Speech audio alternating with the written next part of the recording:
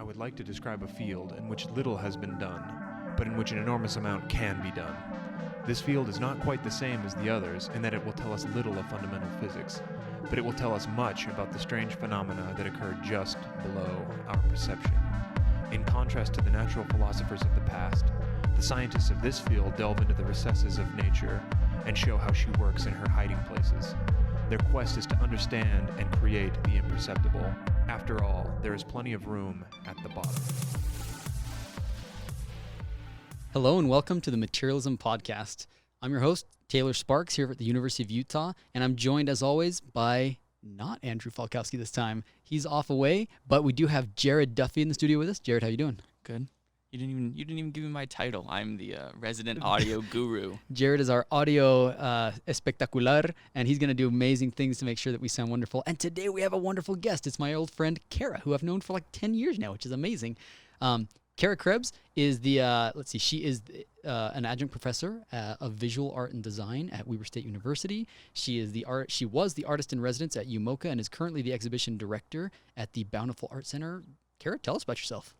Hi. I'm an artist and I use experimental materials, and like you said, I do a little curating and I teach art at Weber State. Awesome.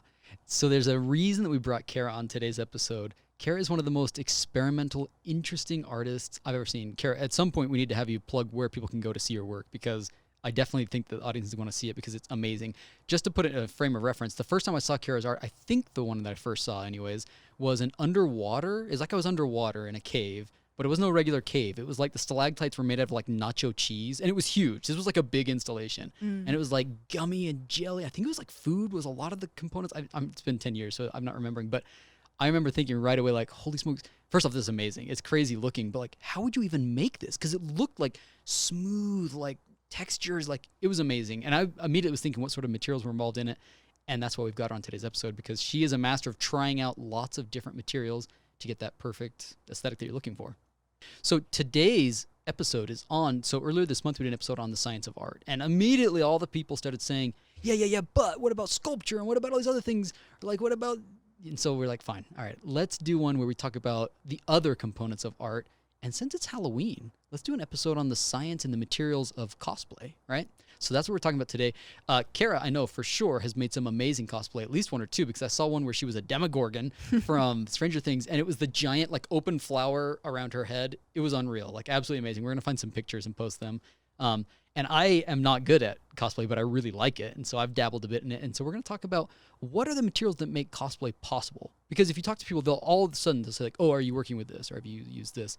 And there's this like list of materials that people use. So we're just going to dive right in. And I think that the one that you'll probably hear right off the bat when you talk to any cosplay person is EVA foam, right? EVA foam is this magic material that gets used for lots and lots of stuff. What exactly is it, and why is it so great for cosplay? So EVA is ethylene vinyl acetate. For those material science nerds out there, if you looked at the structure, you'll recognize it because it's a copolymer. So it's two different polymers that are put together. The first one's polyethylene. That's the first polymer that any material scientist learns about. That's just two carbons bonded to each other with hydrogens coming off above and below. So C2H4. But it's a copolymer, meaning it's got another monomer, and that is polyvinyl acetate, which is pretty interesting. It looks just like ethylene, but one of the carbons, instead of being bonded to hydrogen, has an acetate molecule on it. And what is that? That's acetic acid. It's vinegar. And that's why actually EVA foam, when you open up a new package of it, it smells like vinegar. You've got the monomer that is acetic acid vinegar in it a little bit. Anyways, when they make this, it's not like a 50-50 mixture. They actually have something between 5 and 40% of this vinyl acetate groups mixed in, and you can change the amount of it and you'll tailor your properties. For example, if you add more and more of these acetate groups, which have the big side group off the side of the molecule, then you lower the melting point. Which makes sense because we know that polymers, the closer you can stack them together, the more crystalline and the stronger the bonds between them. So if you're adding big chunky side groups off the side, then you're preventing them from bonding, and so they don't melt, and so you can lower the temperature. Anyways, that's EVA. Now when they make EVA foam, if you've ever dug into that foam, hopefully the first thing you notice is that it's got tiny little pores in it. Kara, do you ever work with EVA foam? A little bit. I was trying to think if that was part of, I know I've made costumes from it, but yeah, like you can sculpt it with heat, and that's so helpful. Like just using gym mats. Like when I to was make a just costume. beginning in this and I was not good at all, I watched a video and they're making like a gauntlet, and it was so cool to just wrap it around your arm and like duct tape it so you got like roughly the shape of your arm, and then just like hair blow dry it and it keeps that shape.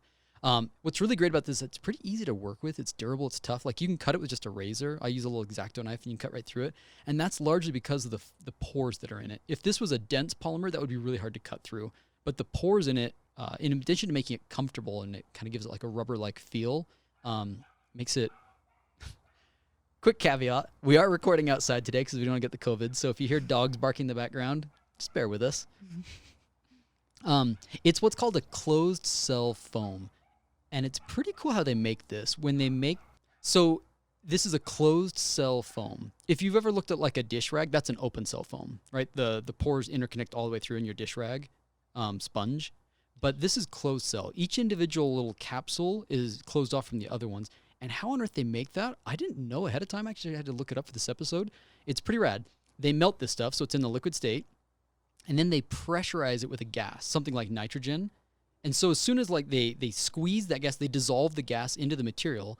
But when they release the pressure, that gas now is stuck in the material, but it wants to turn back into the gaseous state. So it just does, and it starts swelling the stuff around it, right? Which is pretty rad. So then you end up with these closed cell porosity, which makes it obviously comfortable, low thermal conductivity, easy to cut, and lots of other things. Why do we use it for making costumes? It's tough, it's lightweight, it's durable, it's really easy to work with. We've already talked about being able to be thermoformed, and it feels kind of like a rubber, but it's not actually cross-linked like a rubber. Okay. Now, what happens if you get rid of all the pores that are inside of it? You actually get hot glue, which I didn't know that. Hot glue is mostly EVA, although they do add a little bit of resin and wax to change the temperature to be exactly where they want it to be. But most of these hot glue and any other hot melt adhesive is the same EVA, so ethylene vinyl acetate. Okay. So Kara, let me ask you this. You said you've worked with like gym mats before. Gym mats are probably EVA foam. Mm-hmm. Have you ever had to stick them together? And what success have you had in bonding these things together or sticking them to something else? Usually with something like that, I would try to attach it mechanically because I don't have a lot of luck with things that flex being able to stick to each other, at least not for a costume for sure because you're moving so much. So mechanically, would you actually like drop a bolt through it, or would you like run hangers through it and hook those around something, or what are you thinking? Yeah, like punch a hole in it, have something that'll block it so it doesn't pull through like a washer. Like, what's your preferred way of doing that? Washer and bolt, or Whatever's in the studio. I have so much random stuff. I was thrilled. Sometime last year, I discovered this YouTube video talking about how to bond this stuff together. And there's something called Barge contact cement, which is magical. It is so amazing. If you've worked with rubber cement before, where like you like pull a little paintbrush out of the can, you paint on stuff, it's basically like that. Like it smells kind of like that. all of It's a lot elementary stronger. school? Yeah, right. But it is crazy, crazy strong. You paint a little bit on, you wait 5 minutes to 4 hours, it says, and now it's a dry surface on the two things you want to put together. You touch them together, and instantly, I get why they call it contact cement. Like as soon as you make contact, that is like an extremely strong bond. And I looked into this. The chemical compound of this is toluene and heptane, so those are your solvents, and then it's ethyl acetate. So no surprise that it works so great with EVA. It is EVA. It's just dissolved EVA. And the second that you let this dry and they touch, it makes a really good really good bond. I think largely because you've had a chance to dissolve away some of your EVA, and you get a great compound. So if hot glue and contact cement are both made out of EVA, what makes contact cement better to use than the hot glue when you're bonding them? So you can use hot glue, right, to bond EVA, but it doesn't work as well. And I think the real difference, and I'm no expert, but I think it's because the contact cement has solvent in it, this toluene and heptane. So as you paint that onto your EVA, it's sort of dissolving into and making a real intimate bond there. Whereas hot glue, you're just hoping that the heat of it causes it to be tacky and sticky to the two sides, but you don't get that really good bond. So another thing that I know that you've worked with, Kara, and so I'd love to hear your opinion on, is ballistic gel. Yeah. Tell me about some of the ballistic gels you've worked with, and why is that such a great material for the art that you do? So a lot of my art is supposed to make somebody want to touch it, and it also needs to be crystal clear. And I've been searching for years to find like a good material that I can use in my art that has those properties. And eventually I found ballistic gel, which is supposed to be the texture of human flesh because they use it to test weapons. And you can make it out of gelatin, like melted down cows, but it's kind of cloudy. So I found a website that they have I think it's a petroleum based gel, and it's just like water, Completely clear. it's perfectly clear, and you just melt it in the oven at a low temperature and it'll take the shape of however it cools, but it's also just jiggly. So when it's molten state, will it flow really easily, or does it like a really viscous thing like cold honey or something? It's more runny than honey, and it cools really quickly, but you can pour it. So it's pretty viscous, but maybe a little bit less so than honey. Okay. So I got to imagine if this is made to, and it's supposed to match the density of like flesh, right? It's got to be heavy. If you make big components with this, that's got to be heavy.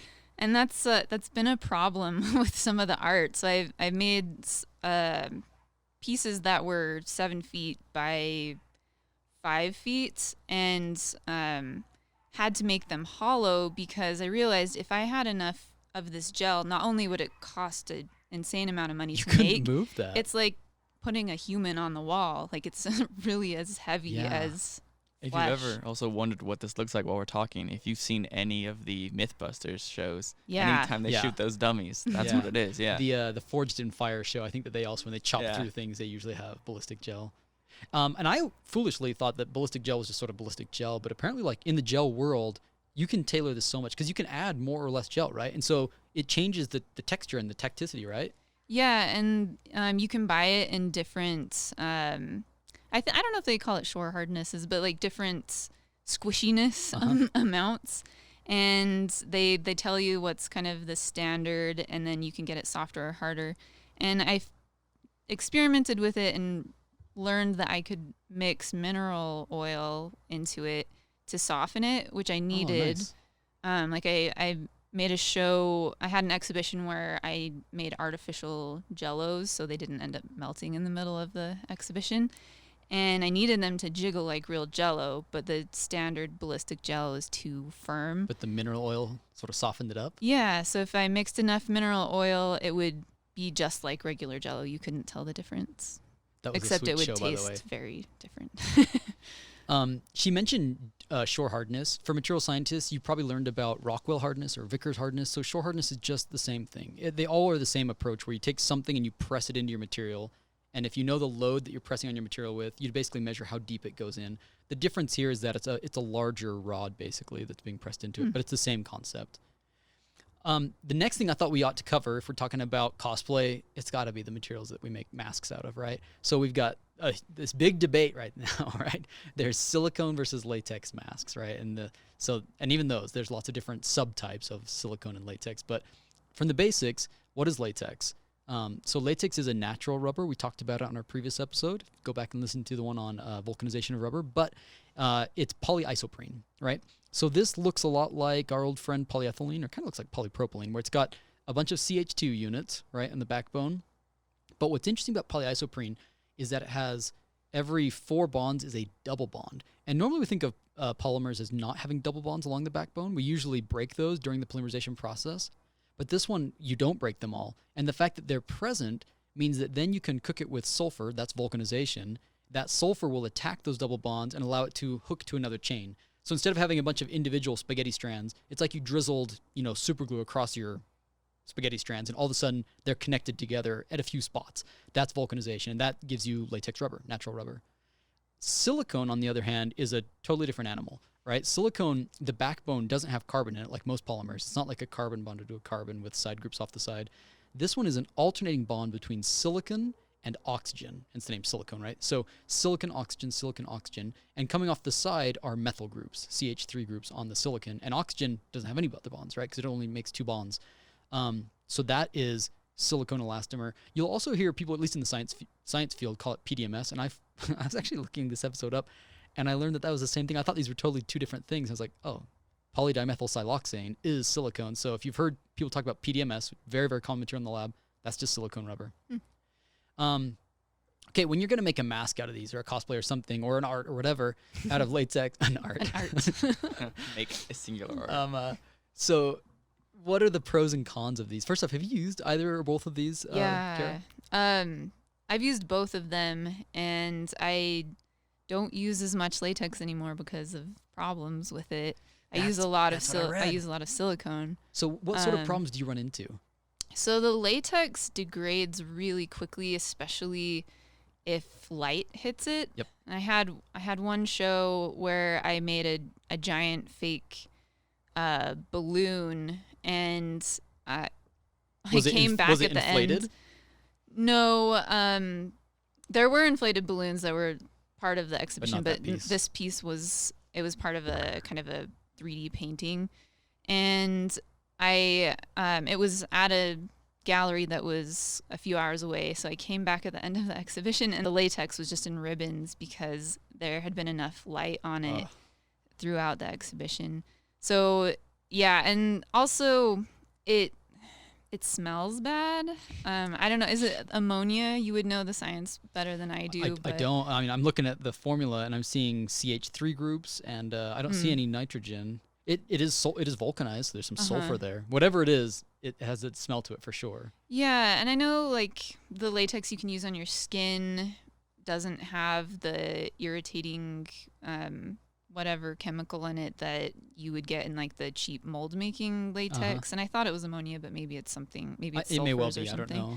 But so it's not. I don't like using that indoors, and it's also kind of a nasty, cloudy color that you can't do quite as much. It's kind of a yellow at least in the picture that I was looking at it with. I was surprised to find that like sweat will even ruin it. So if you're making like a mask out of it, it's just not ideal. It is a lot cheaper than silicone. But heat, if you get these things too hot, it removes the water and then it becomes kind of brittle. So it's not great. A lot of paints and stuff will actually dissolve it, which they act as a solvent for it. It's not going to be ideal. So in many cases, silicone is a far superior material if you're looking at this sort of elastomer, right? It's super durable. It's tough. You can actually make silicone two different ways, right? You can either do addition cured or condensation cured. They'll oftentimes call these platinum cured or tin cured, and there are different polymerization approaches. So in one case, the platinum basically has the side groups coming off just on the sides, but in tin cured, you get a more three-dimensional structure. Platinum is a whole lot more expensive. It doesn't shrink during the curing process, which maybe matters if you're trying to make something with tight tolerances. Platinum cured is going to be what you want. Tin cured will be cheaper, but it will shrink a little bit during the molding. A lot of benefits chemically about this. Great moisture resistance. It's very chemically inert. It doesn't really get attacked by a lot of different things. And if you're making a mask out of it, you can see, I saw side by side, and the one with the silicone mask, you can see like little micro features as they're raising their eyebrows and stuff and moving their mouth. It matches it like scary perfect. And you just don't get that with the latex. Anything else you want to say about these two materials? Or what's been your experience with silicone, Kara? Yeah, it's just a great texture. Yeah.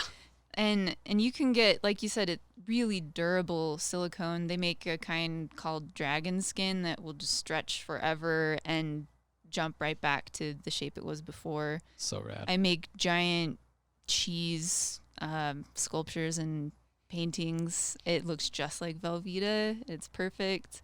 Again, we have to put a link. You have you owe it to yourself to look at Kara's art because you'll not be disappointed. It's pretty rad. You'll probably see some of it on the Instagram coming up soon. Check the show notes, and on the Instagram for sure we'll post some of that. But yeah, one other thing about the different silicones is the safety of it, like skin safe or food safe. The platinum is the best. I don't know if it's actually unsafe to have some of the types that are cured by, I think there's even like a nickel or something like probably.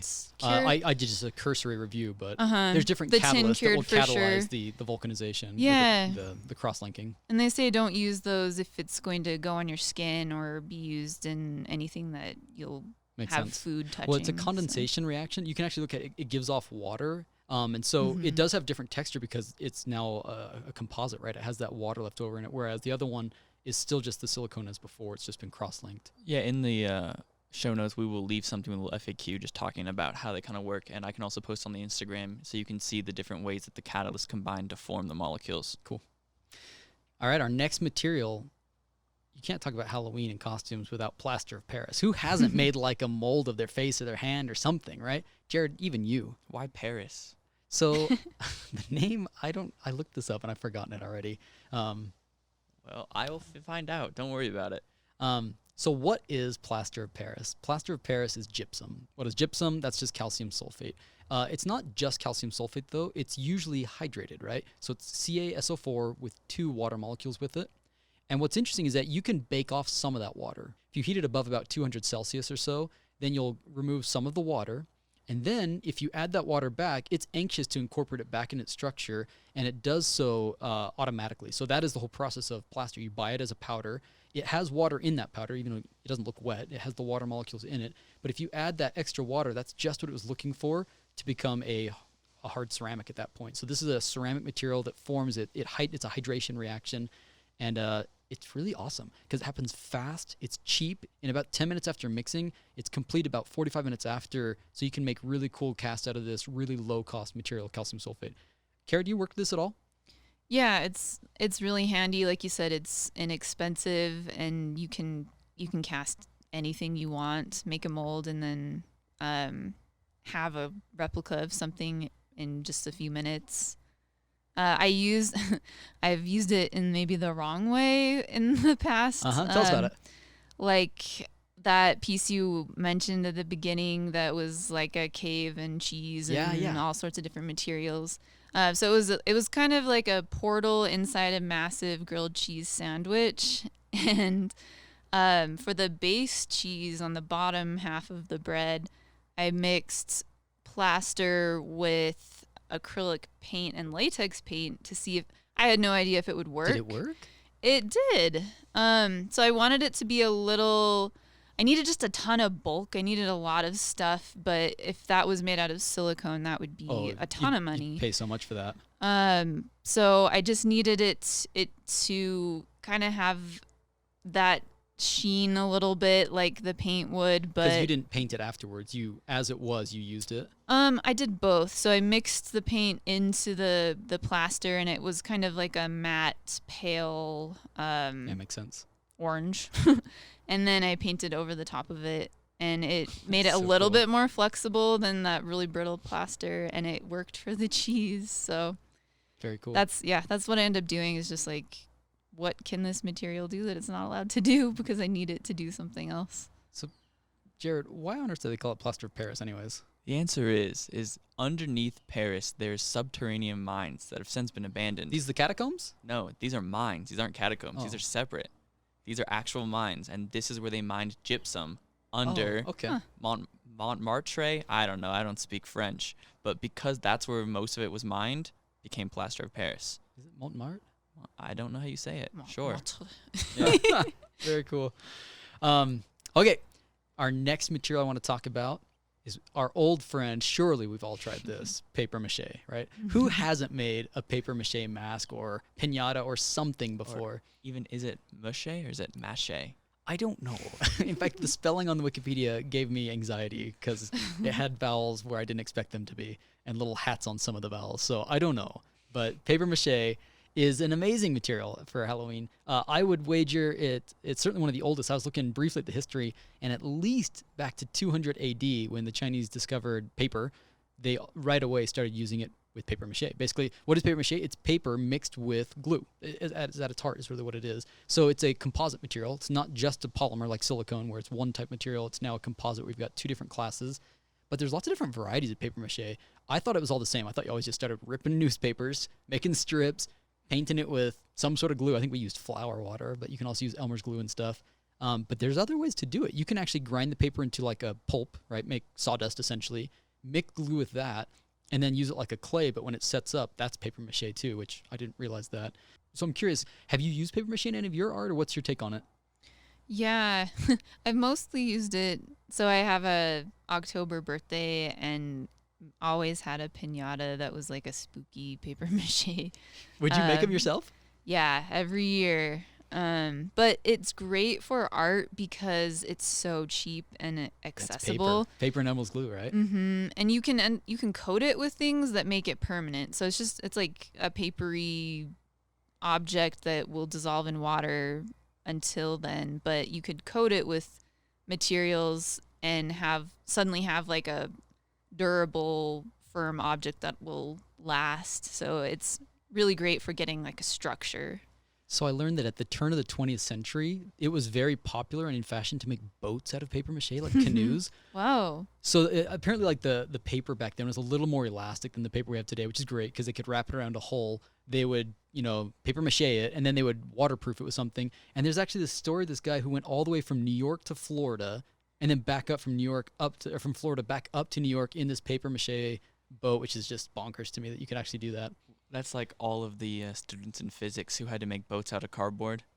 Do they do that? Well, California, almost every single. I know Colorado School of Mines Yeah. does this every year, and it's pretty rad. They run it down the river. Yeah, we did it in our pool because all the California schools have pools, and so we would make boats, and you had to do the math so that the volume was Get the buoyancy, right? 10% exactly of what the buoyancy needed to be, Oh. and then everyone cheated, and I didn't cheat, and so my boat sank very sadly, where everyone else's is massive and okay. And they've been using paper mache for a long time. Like I read that in art they would make frames for art pieces, and it was expensive to make it out of plaster or wood, so they would actually make paper mache and then they'd gild it. So you'd never guess. Looking at this art, this beautiful gilded frame is actually paper mache. I thought that was pretty wild. Wow. Okay, our next material is again polystyrene, styrofoam. We've all worked with styrofoam, I'm guessing at some point.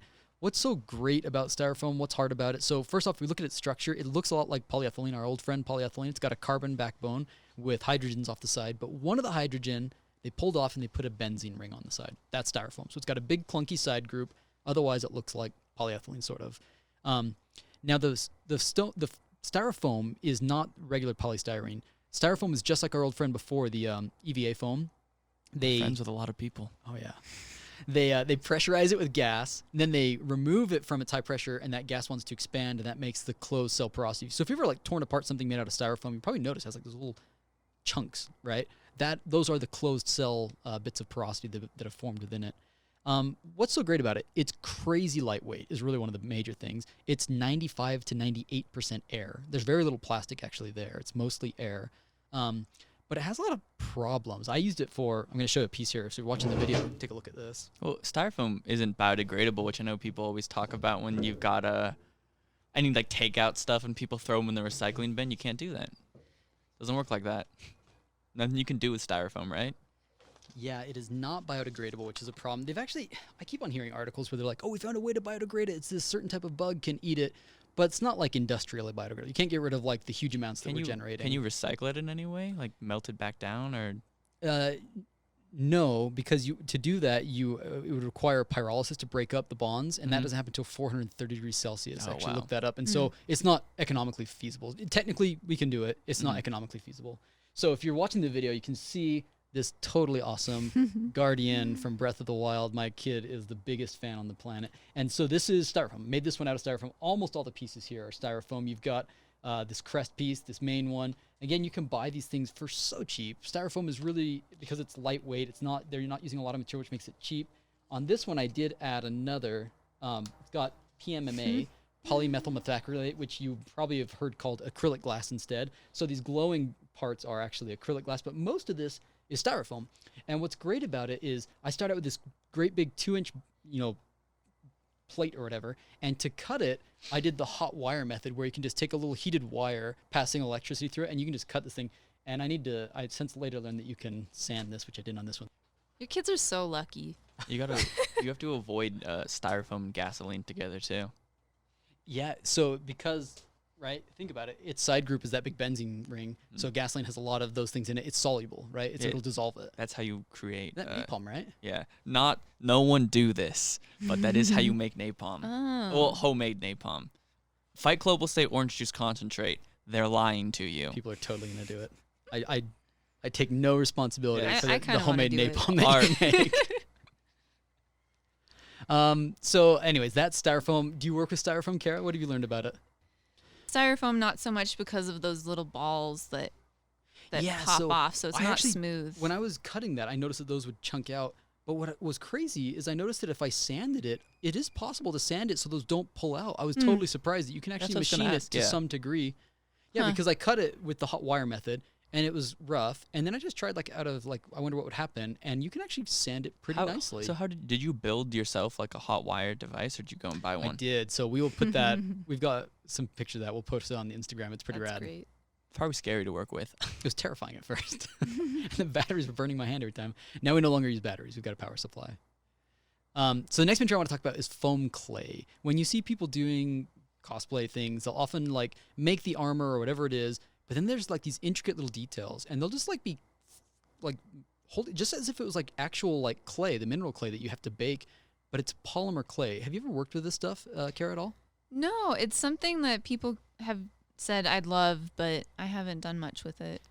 I haven't either. It's PVC based, right? So it's the same stuff that you make your sprinkler pipes out of, but they add a crap ton of plasticizer to it so that it's much more pliable. So it's a PVC resin with lots of plasticizer that typically, once it evaporates, now you end up with a relatively hard material. I don't know how they get the foam in it. I assume that it also has some gas dissolved into it, and so it sort of gets that. So how do they go about curing it? Is it just like normal clay with heat, or is there something more to it? So foam clay is a material that is thixotropic. What does that mean? It means that when there's a force applied to it, it will flow like a viscous liquid. But when you take that force away, it sets up like a solid. So it's the opposite of cornstarch. If you've ever played with that, cornstarch in water, or seen that on Mythbusters, where basically while you're loading it, it sets up, it locks up, right? This is the opposite of that. This flows under load, but as soon as you're done, when you quit molding it, it sets up, which is what you want, right? If you're going to mold something and want it to stay put. It's also similar to how MR fluid works, but MR fluid works because you bring the magnet to it, and that causes it to harden. Oh, okay. I have seen those. Yeah.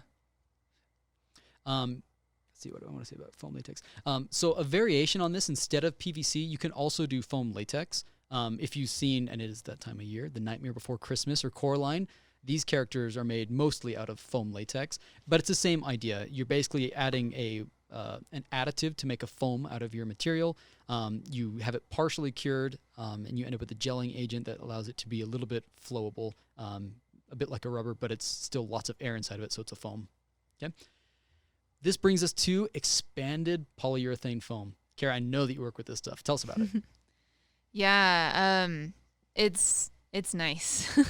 So I've used it in like a 2-part system where you can actually make giant flows of it, and you mix it and it expands. They have different amounts that it will like expand instantly. Like the ones I've seen have been like they spray it into your attic, and it like really quickly it expands. What does it say here? Like 30 to 60 times its liquid volume it can expand. You can get different amounts of expansion. And so I've worked with some that expands a lot because I was trying to I make a lot of things that look like cheese. I was trying to make a giant cheese barnacle thing. You're a cheese artist. Yeah. And it's pretty quick. Like once you put those 2 parts together, it just poofs. And so is that hard to work with because the time it happens so fast? Is that really tricky as an artist to work around that time frame? It depends on what you're using it for. People use it for mold making. Like you can cast really realistic looking like limbs for props for Halloween or things like that. But the part that flows out, you can just get rid of it. So you just mix the right amount for the volume of the mold, and the part that's in the mold will be perfect. It'll just look the stuff accurate. That goes out, the flash is just fine to get rid of. Yeah, and if you measure right, you probably won't have a lot of excess. But if you're making pores of it like I was, and there are some artists that do that also, I wanted it to look kind of like an out of control, just gloopy pour. Oh, so yeah. that That's was perfect. Yeah. And you can color it. It was really easy to work with. How do you go about coloring it? They make dyes that you can mix into it, and Specific to that material? Oh, okay. yeah. So I'm curious, like, I know that you can like spray this on where it expands into the cavity, which is great. Like if you're trying to make an insulation in your wall, that makes sense because you can just spray it in, it fills up. But you can also buy this like in a pre-expanded state. When you buy those big pink blocks, right, or tablets of that pink foam, it's pretty dense. It doesn't feel as crumbly and weak as styrofoam. It's stronger than that. That's polyurethane foam. Have you worked with that at all, Kara? Yeah, I use that more than most other materials because it's smooth. It's a little more durable, styrofoam. right, than styrofoam. Yeah, it doesn't have all those little balls that pop off when you break it or you carve it. And a lot of people use it for props. I've used it. I've actually made paintings from it because I wanted to carve into the paintings. Oh, so. And yeah, go ahead. No, that's just cool. Oh. Bonk. No, I was just going to say, so you get like a much more three-dimensional surface, so there's just greater texture because of that. Yeah, sometimes often I want to have parts that are embedded into the painting or come off of it. I think the first time I used it was when I was trying to make a painting that looked like guts, like the painting had guts pouring out of a painting. And I dissolved it with acetone, which use a respirator for sure. It just like it bubbles and makes this really interesting, gnarly shape. And it carves really well. So you can sand it perfectly smooth. You can carve it just with a sharp blade or like a paddle saw. Do you typically do that, like X-Acto knife? I would have imagined like a Dremel or something, but are you actually like hands-on usually with this? Yeah. So you can stack it. You can adhere layers of it if you want a form that's more sculptural, and then you can carve it with a Dremel, with knives, or like you did with your... With a hot wire with as the well. helmet, yeah, with a hot wire. But I learned after I'd already done a lot with it that it's really toxic. So I would describe the Myrrh to this polymer, but it's complicated. So we'll just show a picture of it. It's got cyanate groups, which is probably the toxicity issue, right? Along the main part of the polyurea, right? The urea molecule is 2 NH groups on the side of a C double bonded to an O. So that can form cyanide, I'm guessing. I'm guessing that's some of the toxicity issues. I don't know that. I'm going to be the same with the ballistic gel. You will see a photo of it because they are insane. Yeah, that's ballistic gel, like regular gelatin, is a horrific monomer. Thing's huge. Okay, another material that is in the quiver of most cosplayers is our old friend Plastidip. Plastidip is cool. If you've ever bought like a hammer where like the hammer handle is like that kind of soft, comfortable rubber. Like cars, you hate Plastidip. It's the rules. You can't be a car fan and like people who Plastidip their cars. I was just reading about this. There's this whole community that paint their car in this rubber and because they should never do it. It's super cheap apparently, and you the can just like idea. peel it off and start it over again if you want. So they've actually, A that lot was of people- their claim to fame, was doing Yes. it for vehicles. A lot of people do it to protect against rust because if you really treat it right, you can get maybe 3 years out of it. But if you see all the people with like that black or rubbery stuff on their car, That's Plastidip. that's Plastidip, and you should shun them when they go to their car. So it started out with, it's another version of PVC. So again, another PVC with lots and lots of plasticizer in it. And they used to dip it in, right? It was literally a solvent that you could dip this into and out. It was would like a come. hydro dip, right? Yeah. And then this guy back in 1972 realized like, hey, what if I just added some solvent into an aerosolized, can so you could spray it on, and the Plastidip that we now mostly use, the spray-on kind, was sort of born. And, it has its applications. I use it as a coating to my styrofoam and my EVA foam before I paint it. Some of the paints will Like a dissolve. Primer, kind of? As a primer, exactly. And it smooths it out. If you have edges or seams, it does a great job of smoothing that out because it's a rubber. That is the only acceptable use of Plastidip on vehicles, is you can use it in dents and stuff, technically. Oh, buffing those out, clean them out. Don't, but you can. So when you use it, is it sprayed on or do you actually dip it? If I could dip it, I would, but I don't have the stuff for it. I don't have a big bath for it. So I'm using the spray-on stuff, and it works great. And it doesn't melt your foam? I don't know about styrofoam. I'm trying to remember if I've done it on that or not. I know it works for EVA. Styrofoam is really dangerous to spray almost anything to. Yeah. When I have used, for example, on this piece here, when I painted this, I Mod Podged it first. So Mod Podge, I don't know what it is. I'm sure it's some sort of ethylene vinyl acetate, some sort of glue, essentially. Because of the aerosol spray, it will lead to some breakdown of the styrofoam. Same with doing it with paint. And you can see it. Like any of these people, if you watch the cosplay videos, they'll say like spray it on a little section first and watch what happens. And it's so tragic to see somebody that doesn't do this and then spray paints it. And it just like, it looks like it has just like, oh, it's horrible. It just bubbles all over and just, it's sad. It's art. It's art. It becomes art. Okay, our next material is Worbla. I must admit, I've never used Worbla, but it's like one of the classics that people use in cosplay. It's a lot like EVA foam. There are some versions of it that are a lot like EVA foam. There's some that are harder and a little more tough than that. They come in different varieties that they'll sell. Worbla is the company. They'll sell Finest Art, Flame Red Alert, Transp Art, and Black, right? But I think if you've used something like EVA, a lot of these are very similar to it. Something that's interesting, they actually mix a thermoplastic resin. I don't know what that resin is. I don't know if it's an EVA or what. But they mix it with wood flower filler. So it's sort of like papier-mâché, where they have like this sawdust essentially mixed with the polymer. and that's what they end up with. Have you ever used this by chance? No, I have friends who have used it in cosplay, and I've gone to their workshops and they've showed me, and it's just incredible. You can make really detailed, sculpted like armor or masks or anything you want out of it. Yeah, it's pretty cool. I'll see people take the EVA foam armor and then plate it with this. Like they'll bond the two together, and it makes a more durable finish than just the EVA alone. It doesn't look like foam anymore. It looks like something rigid. It looks sort of like Stormtrooper armor at that point. Anyways. Another material that in the cosplay world is important is Flexbond. So Flexbond is a great primer for sealing parts, prior for painting. Here's what, this is made by Worbla, and this is from their hype site where they're talking about why it's so great. They claim that it has a high surface tension, so brush strokes even out more, giving it a nice smooth surface. So you can imagine something like honey has a high surface tension. It tends to smooth out. This is like that, so it tends to go on pretty smooth. Maybe you don't want that. If you want to preserve, texture and details, this isn't what you want to use, but a lot of times you do want to preserve that, and this makes it easy. It's a glue. It's water soluble, so if it drips or runs, you can actually just like wipe it off with a wet towel. It'll dissolve it, and you can get rid of it. It dries clear and fast, faster than other primers. It's non-toxic, so you don't have to worry about fumes. It says there's no fume issues on that. And then the key thing, like their name suggests, is that it remains flexible, right? Flexbond, it stays flexible. And I've actually seen this on some YouTube tutorials. They like took a balloon and they coated it in this stuff. And then once they removed the balloon from the inside, they crumpled it in like the shape of the balloon. It was now all totally crumpled, and it didn't break. It wasn't brittle at all. You could flexibly pop it in and out, which was pretty slick. Have you ever used this stuff, Kara? Mm-mm. Another sealant and glue is Quick Seal, which people will use. You basically put it on like caulk. What's great is that it's durable, it's mildew resistant, watertight. When you first put it on, you can sort of smear it out to shape. So I actually used that on my EVA costume when I had these big joints and there was a gap between them.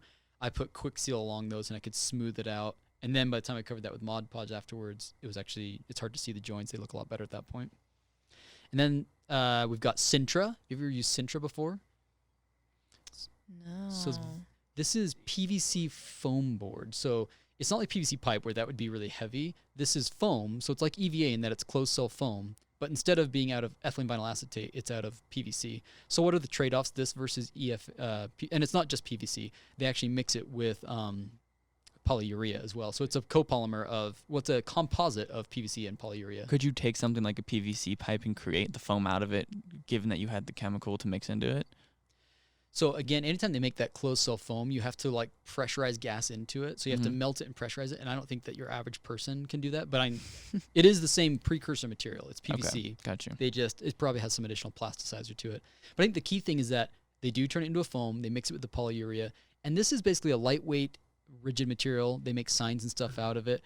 Something it says here, it says, like PVC, closed cell PVC foam board is solid, has a very rigid structure, but where it's different is that it has a closed cell foam structure, which makes it super light and allows you to have, you can cut through it pretty easily. You don't have to have like a big fancy, jigsaw or something or whatever to cut through it. You can cut through it as if it were EVA at that point. Another pretty popular material, I've seen people when they make Mandalorian and stuff armor out of it, where you don't want it to look too squishy and soft like EVA, they'll use this Cintra material instead.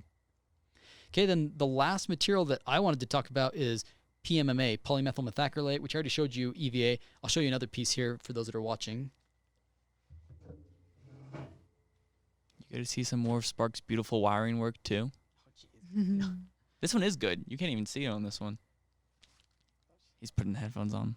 So no close-ups on this one, or you'll see just the ugliest soldering you've ever seen, because I used enameled wire, and then I didn't know how to connect to enameled wire, and so I just melted it in a giant glob of solder. From here, it looks incredible. But you can do cool stuff with Pmma. So what is Pmma? It's polymethyl methacrylate. So it's a backbone of carbon. It's got 2 hydrogens on the first one, and it's got a methyl on one group and an acrylate group on the other.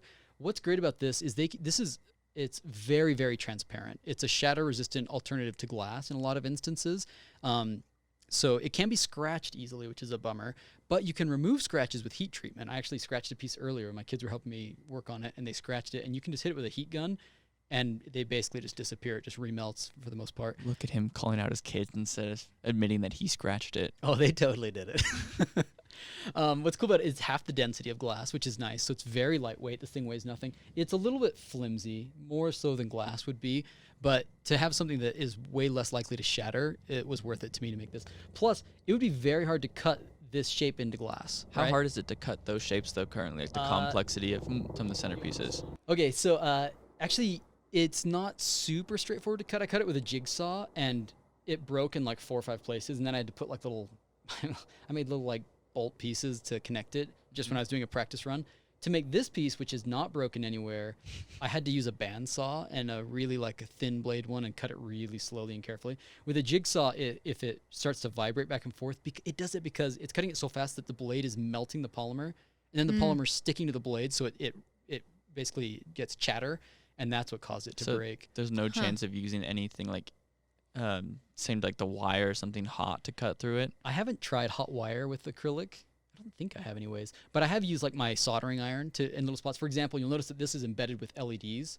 So I actually took my soldering iron and just like poked it in the side and just like very easily you can bore a little hole with that. So I think you could use a hot wire, but I haven't tried that to cut these. But what's awesome about this, first off, it's just so easy to work with. You can make big components with it, lightweight. Looks It's not very the solid cheapest too. thing ever. Yeah, it's pretty good. Like my kid can like play with this, and it's pretty good. This was the 1/4 inch thick one, but you can get it in lots of sizes. You can get it colored, or this one I colored myself. I bought a color that went on it, and what's really slick is that the LEDs inside of it illuminate the edges, which makes for just a super cool effect. So if you're going for that Guardian Sword plus, it's pretty easy to do. Everyone who's followed the Instagram probably has seen a lot of these great updates. Hey, we're like a week away, 2 weeks away from go time. Yeah, Pretty exciting. He was doing really well in the beginning, and then once that trip to Mongolia came, Got he fell nothing done behind. over the summer. Anyways, have you ever worked with Pmma or acrylic glass ever? Yeah, I've used sheets of it to create kind of like windows in my art, and I don't know, I'm not sure what I think there are different types of plastic that you can mold with heat, but I've definitely used a lot of that. Like I was talking about the ballistic gel pieces that had to be hollow. They were a thermoplastic that we like formed in a big oven. I don't know if that's related at all. So you can thermoform this for sure. Like on the body of the Guardian that I'm making, I had some pieces that I wanted them to contour to like the roundness, and I just like hit it with the heat gun and wrapped it around a number 10 can, and it worked fine. So I don't know, it might have been that for that reason. Yeah, and I know somebody who graduated when I did in her MFA show. She had these massive like heat molded acrylic. I think they were acrylic. They were that thick. So yeah, maybe it's not the same material, but kind of used similarly. Very Something cool. that Sparks missed, by the way, too, is it has a really interesting application during World War II, in that they used it on the windshields, the periscopes, those ball turrets on the bombers. Whoa. Yeah, like if the glass shattered on those, if they use regular glass, they'd wreck pilots' eyes and faces. But it's much more shatter resistant. When it did break, it would break into chunks, not tiny shards. That's actually where it got its start. I wonder, do you know, like, was there a reason that it was created? Like, did this happen with glass and they needed all the polymers that we use, like all of our polymers, got started in like the first half of the 19th century, right? So PVC, polystyrene, they're all invented then. Yeah, but was there issues with glass that led to this? Do you know, or is it? I don't know that backstory. It's a good question. Maybe that'll be an Instagram post. Yeah. Okay, anything else, Kara? We're so glad that you joined us today. Is there any materials that you think that we missed that may be worth talking about? Well, I was thinking I have used Plastidip before. My one experience was dehydrating Jello cubes, and they turn into this like brittle kind of a shell, and I Plastidipped like Jello skeletons in it. So I'm a fan. Actual skeletons? Well, like they were like if a Jello could have a skeleton. Oh, okay. That's So what would they you were. Plastidip it before you dehydrated it so it would keep the original No. shape, or? So if Jello, like imagine like a Depression era Jello mold, like elaborate. Oh, the fun ones, yeah. Yeah, the fun Jello. So if you let that dry out, it hardens into plastic. Basically, it'll melt if you get water on it, but it's just like a brittle plastic. And I tried Plastidipping that. How do and you it go about worked. dehydrating them? Just stick it in a food dehydrator? Or? I wish I had a food dehydrator. That would have been Just more put it in your simple. oven? No, I think it would melt because the Jello will melt with yeah, heat. yeah. So I put big box fans around it, and then it would dry the outside and the middle dissolves, and you just kind of have to gut it. Like get rid of the gooey insides and then Plastidip turn that. it and put box fans But how in it. hard was it to rehydrate it once that was done? Could you? Or is it- I think you can. I think you can. You could probably powder it, and it's. I don't know. I don't think it's this may have to be something we have to try out. something about the protein for sure. bonds. I Yeah. don't know. maybe This you may be could. a video you'll see coming to you. Can Yeah. we rehydrate Jell-O? It'll probably fail, but we'll It'll try. make for good video. Not Yeah. after you Plastidip it, probably. Probably, yeah. All right, well, we are going to wrap this episode up, but before we end, big thanks to our sponsors. We have 2 sponsors that are recurring for every episode, and that is MatMatch. If you haven't used MatMatch before, I think you should check it out. MatMatch.com is a place where you can go, and essentially what it is you can look for materials that have a target property, right? If you want to find something that has a specific thermal conductivity or density or whatever, a certain form factor, you can plug that in, and it will tell you all the materials that meet that description. Then even better, it'll tell you who can sell it to you. So I can't tell you how frustrated I've been when I look in an appendix for something and I find, oh, this is the perfect material. And then we've tried to buy it before and it's like, who sells this stuff? We bought a specialty steel once and I had no idea who could actually sell it to me. MatMatch, had I known about that, it would have made my life a lot easier. And also, if you are a supplier of materials, get in contact with them and you can list your material there. Yeah, it's free to use to actually look materials up. Or if you're a supplier, you could actually pay to have your material listed on the Yeah. website and engineers will find it a lot easier. We also want to say a big thanks to Materials Today. Materials Today is a publication by elsevier.com, and they sponsor our show. We think that you should check them out because they're a great journal. But check out that they have other books, conferences, and related programs we think you might be interested in. Anyways, that wraps up the episode for us. So, as always, send us an email at materialism.podcast@gmail.com. Subscribe to whatever listening platform you have. Like we said earlier, check us out on YouTube.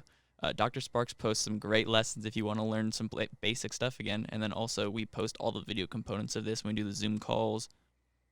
By the way, on Instagram, we're about to hit a milestone. I think at our 1,000th follower, we're going to do a pretty rad giveaway. So if you haven't followed yet, jump on there. We're just about to cross that milestone, and we'll probably do a cool giveaway to our 1,000th follower. And of course, a big thanks to AlphaBot for supplying the music that we use in the transitions. And then, of course, thanks to Colabyte, who does our intro and outro music. You can check them both out on Spotify or colabyte.bandcamp.com. Okay, we'll check you next time. The inventors of fire, electricity, magnetism, iron, lead, glass, silk, cotton, the makers of tools, the captors of lightning, the architect, the engineer, the musician, are all beneficiaries of the materials of this world and are bound only by their imaginations in manipulating those materials.